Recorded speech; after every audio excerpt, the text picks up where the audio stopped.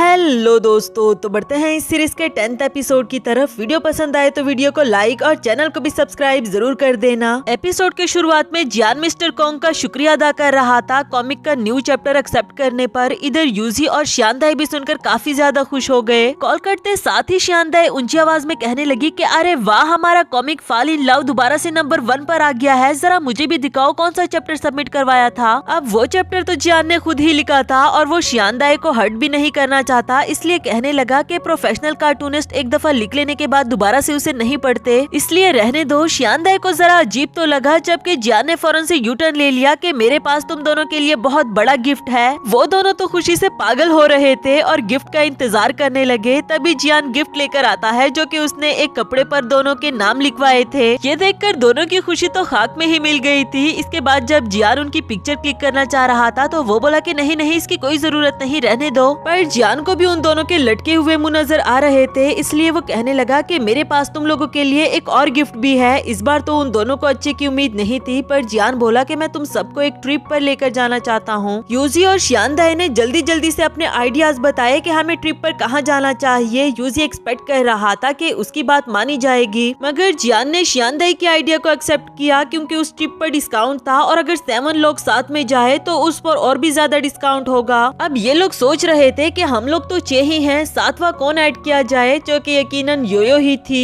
Next scene में बीच पर जाने के लिए योयो लूदाओ के साथ मिलकर स्विमिंग सूट बाय कर रही थी कि तभी इन दोनों को रूसोंग ने देख लिया था और वो तो लूदाओ को लड़का ही समझ बैठा। वो सोच रहा था कि कहीं ये जी योए का बॉयफ्रेंड तो नहीं। नहीं, उसने इस बारे में कभी जिक्र भी नहीं किया, पर खैर मुझे क्या लेना देना, अच्छा ही है, मेरी जान छूट जाएगी। लेकिन असल में तो वो जेलस फील कर रहा था और वो खुद से ही कहने लगा कि ये लड़का मुझे ठरकी सा लग रहा है, मुझे जी योए को बचाना चाहिए। फौरन से भागकर उसके पास आ गया था और कहता है कि अपना बैग मुझे पकड़ा दो। इस पर योयो और लूदाओ को तो बड़ा ही अजीब लगा। जब उसने देखा कि लूदाओ योयो के कहने पर लड़कियों वाले कपड़े भी पहनने को तैयार है तो ये दिल ही दिल में सोचने लगा कि मैं क्यों नहीं। लड़कियों के कपड़े दिखाते हुए कहने लगा कि मैं भी इसे ट्राई कर सकता हूँ। उन दोनों को इसका बिहेवियर बहुत ही अजीब लगा और लूदाओ पूछने लगी कि कहीं तुमने जियोए पर वो वाली नजर तो नहीं रखी हुई। जिस पर रूसोंग बोला कि भला इस पर वो वाली नजर कौन ही रख सकता है। यहाँ तो योयो ने उसे गले से पकड़ लिया था कि क्या मतलब, तुम कहना क्या चाहते हो। इसके बाद नेक्स्ट सीन में जियान उन सब का वेट कर रहा होता है और वो सब भी अपने बैग्स लेकर पहुंच जाए। रूसोंग योयो से कहता है कि हम दोनों साथ में बैठेंगे, जबकि दूसरी तरफ जियान यूजी और श्यानदाई को देखकर कहने लगा कि तुम आ गए हो। यूजी दिल ही दिल में खुश हो रहा था कि जियान स्पेशली मेरे लिए वेट कर रहा है। दूसरी तरफ श्यानदाई भी कुछ ऐसा ही सोच रही थी, जबकि जियान यूजी के पास से गुजर कर आ गया। मगर ऐसा भी नहीं कि वो श्यानदाई को रिसीव करने के लिए आया था, बल्कि उसे कैमरा लेते हुए कहने लगा कि मैं इसे कैसे भूल गया था, मुझे अपने कॉमिक के लिए मटेरियल भी तो गैदर करना है। उस बेचारी का भी मुंह बन गया था। यूजी कहने लगा कि जियान, क्या तुम मुझ जैसे हैंडसम लड़के का सामान उठाकर गाड़ी में नहीं रखवा सकते। श्यानदाई को तो उसे देखकर लड़कियों वाली फीलिंग्स ही आ रही थी, जबकि जियान वापस आकर उसका सामान उठाते हुए अपने साथ ले जाता है और यूजी बेचारे को फिर से इग्नोर किया। उसे हेल्प के लिए आवाज लगाते हुए रूसोंग ने देख लिया था तो उसके पास आकर कहने लगा कि सीनियर, मैं आपकी हेल्प कर देता हूँ। उसका सामान उठाते हुए गाड़ी में रखवा देता है। मैं न्यू कमर रूसोंग हूँ, आप बहुत ज्यादा हैंडसम हो, क्या आपके डिपार्टमेंट में सभी लड़के आपकी तरह हैंडसम ही हैं? यूजी को अपनी तारीफ सुनकर खुशी भी हो रही थी और हमेशा की तरह शाय भी फील कर रहा होता है। नेक्स्ट सीन में इन सबको गाड़ी में दिखाया गया और सभी मजे मजे से अपने अपने काम में लगे हुए थे और कुछ देर के बाद हम देखते हैं कि एक दूसरे के ऊपर सर रखकर सो चुके थे। मगर जियान और श्यानदाई को नींद नहीं आती। तभी जियान श्यानदाई से कहने लगा कि तुम्हारी आंख पे ये। उधर श्यानदाई खुश हो रही थी कि फाइनली इसने मेरे मेकअप को ऑब्जर्व किया, अब ये मेरी तारीफ करेगा। जियान उसके ऊपर स्प्रे लगाने लगा कि तुम्हें मच्छर ने काट लिया है और श्यानदाई बोली कि ये तुम क्या कर रहे हो, तुमने मेरा मेकअप खराब कर दिया। ये मच्छर ने नहीं काटा बल्कि मैंने मेकअप किया हुआ है, क्या तुम्हें नजर नहीं आ रहा। जियान भी थोड़ा सा एम्बेरस हो जाता है कि मेकअप किया हुआ है, अच्छा फिर तुम्हारी लिप्स पर अच्छे से लिपस्टिक नहीं लगी, रीअप्लाई कर लो। वो बोली कि ये भी मेकअप का एक स्टाइल है। दिल ही दिल में उसे गुस्सा भी आ रहा था कि उफ, मैं इसे मेकअप क्यों डिस्कस कर रही हूँ। खैर वो अपने ईयरफोन्स निकालकर म्यूजिक सुनना चाह रही थी, लेकिन उसके ईयरफोन्स खराब हो चुके थे तो जियान ने उसे अपना एक दे दिया। और श्यानदाई ने जब उसके सॉन्ग सुने तो वो काफी ज्यादा हैरान हो गई कि तुम्हारी प्लेलिस्ट तो बहुत अच्छी है। जियान ने बताया कि असल में तुम्हारी वीडियोस के बैकग्राउंड पर मैंने ये वाले सॉन्ग सुने थे, मुझे अच्छे लगे तो मैंने डाउनलोड कर लिए। इधर श्यानदाई को तो बहुत ही ज्यादा अच्छा लग रहा था। नेक्स्ट सीन में सभी बीच पर पहुंच जाए थे और काफी ज्यादा खुश भी हो रहे होते हैं। श्यानदाई बोली कि यहाँ पर तो कितने सारे लोग हैं, जिस पर जियान बोला कि ये लोग नहीं बल्कि मेरे कॉमिक का मटेरियल है। आफ्टर दैट सभी अपने अपने वे में फन कर रहे होते हैं। लुदाओ को लड़कियों ने घेर रखा था, जबकि दूसरी तरफ यूजी स्कल्पचर बना रहा होता है। गुजेंग हमेशा की तरह स्क्रिप्ट पर ध्यान दे रहा था और रूसोंग अपना सारा टाइम योयो के साथ स्पेंड करना चाहता है।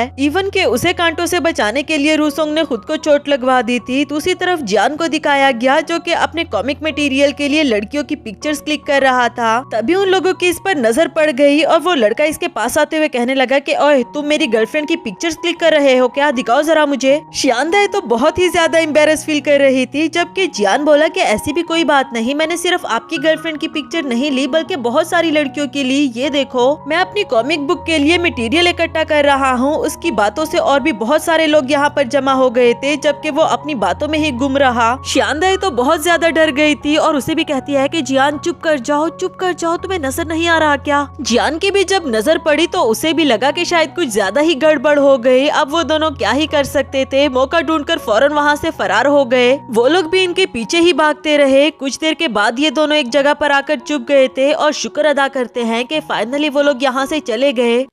इसी दौरान शियांदाई गिरने वाली होती है और जियान ने उसे पकड़कर बचा लिया था और आज पहली बार इन दोनों को कुछ रोमांटिक लगा। इवन कि जियान को भी कुछ होने लगा था, पर उसकी चींक उसे रियलिटी में वापस ले आई। शियांदाई पूछने लगी कि क्या हुआ, तुम्हें अभी भी फ्लू है क्या। जियान बोला कि नहीं ऐसी कोई बात नहीं, वो तुम्हारे बाल मेरे नाक में आ गए थे ना, बस इसलिए। साथ ही वो शर्मा भी रहा था। खैर वापस आते हुए वो दोनों मजे मजे से बातें कर रहे थे कि तभी गुजेंग और यूजी ने जियान को अपने पास बुला लिया बोट में आने के लिए, जबकि वो बोट बिल्कुल बच्चों वाली दिख रही थी। योयो शियांदाई से पूछने लगी कि तुम दोनों के बीच में हो क्या रहा है, और वो बोली कि ऐसा कुछ भी नहीं हो रहा जैसा तुम समझ रही हो। खैर ये बताओ कि रूसोंग कहाँ है। योयो ने बताया कि वो रहा बेचारा, मुझे बचाते हुए उसे चोट लग गई थी और इन लड़कों को देखो ये लोग मौज मस्ती कर रहे हैं, लेकिन अगर रूसोंग फन नहीं कर सकता तो मैं उन लोगों को भी करने नहीं दूंगी। जल्दी से जाकर उस रबड़ वाली बोट में पिन चुबा देती है, जबकि उन लड़कों को फील होने तक नहीं दिया। शियांदाई भी हैरान थी और उसे पूछने लगी कि आखिर तुमने किया क्या। योयो ने बताया कि मैंने उसमें पिन चुबा दी और इस पर शियांदाई ने बताया कि तुम भी कितनी पागल हो, तुम उसका कैप ओपन कर लेती। योयो कहने लगी कि तुम्हारा आइडिया बहुत अच्छा है और वो जल्दी से स्विम करते हुए बोट तक पहुंच जाती है। उसका कैप भी ओपन कर लिया और उन लड़कों को पता तक नहीं चला। इधर बेचारी शियांदाई सोच रही थी कि मैं कहाँ फंस गई हूँ। योयो से कहने लगी कि वो तीनों डूब जाएंगे, पर योयो बोली कि तुम फिक्र नहीं करो, उन सबको स्विमिंग करना आता है। वो तीनों भी मुश्किल से खुद को डूबने से बचा लेते हैं, मगर कुछ गड़बड़ लग रही थी। शियांदाई बोली कि क्या हुआ, तुम लोग बाहर क्यों नहीं आ रहे, जिस पर वो बोले कि नहीं हम यहाँ पर ठीक है, हमें यहाँ पर काफी मजा आ रहा है, तुम दोनों यहाँ पर खड़े क्या कर रहे हो, आगे जाओ ना, एंजॉय करो। जिस पर योयो बोली कि खैर छोड़ो इनको, चलो हम आगे चलते हैं। तभी हमने देखा कि इन तीनों की चड़िया तो इनके हाथों में थी, तभी तो बाहर नहीं आते और इन्हें समझ नहीं आती कि आखिर मेरे हाथ में किसकी चड्डी है। आपस में ही लड़ना शुरू कर दिया। थोड़ी देर तक थक हार कर बाहर आ गए थे और बेचारे रूसों को तो कुछ पूछने तक का मौका ही नहीं दिया। खैर हिम्मत करके पूछ ही लिया कि क्या वो हैंडसम सा लड़का जियोए का बॉयफ्रेंड है क्या, प्लीज मुझे बता दो। ये सुनकर तो उन तीनों के कान खड़े हो गए थे कि कौन सा हैंडसम लड़का, और आखिर इतनी हिम्मत किस में आई। रूसोंग बोला कि वही लड़का जो बस में गुचेन के साथ बैठा हुआ था। ये सुनकर तीनों वापस से लेट जाते हैं कि ओहो क्या बात कर रहे हो। नेक्स्ट सीन में रूसोंग काफी ज्यादा एम्बेरस फील कर रहा था कि असल में वो एक लड़की निकली, मैंने तो उस वक्त क्या कुछ नहीं कर दिया था।